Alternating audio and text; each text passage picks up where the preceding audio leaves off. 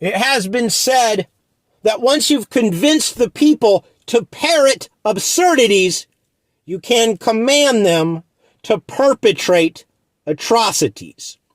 Recent changes to American vernacular, pervasively pushed by the left, such as, for example, the terms Latinx and birthing people, these do not represent an organic evolution of language, but rather synthetic, conspiratorial perversions thereof, which have nothing to do with empathy and inclusion, and everything to do with blurring the demarcations between fact and fiction, thereby facilitating a sweeping scheme to program the populace to repeat lobotomized leftist lies.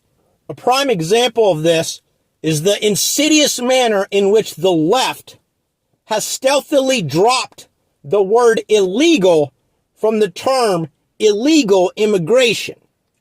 Anyone who refers to illegal immigration as just immigration, or illegal immigrant as just immigrant or migrant, anyone who does this is being fundamentally dishonest, as this calculating omission is intended to stealthily cause people to conflate illegal immigration with legal immigration, which are two distinct things, which are worlds apart from each other. So, whenever you hear someone refer to illegal immigration as simply immigration, do not hesitate to set them aright, as they are lying. Another example is what the regressive left has dubbed anti-racism, which in all actuality is simply textbook racism.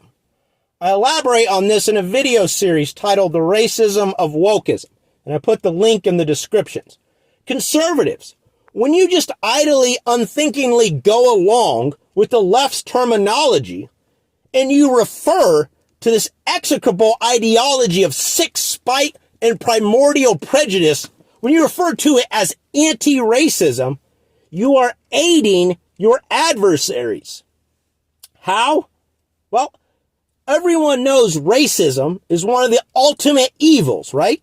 So when someone who is ill-informed hears you say the term anti-racism, they'll just naturally, logically assume that it's something positive. The honest man's idiolect is anchored not by public consensus, but truth. You know, the whole world can call dog food apple pie. Guess what? I'll still call it dog food.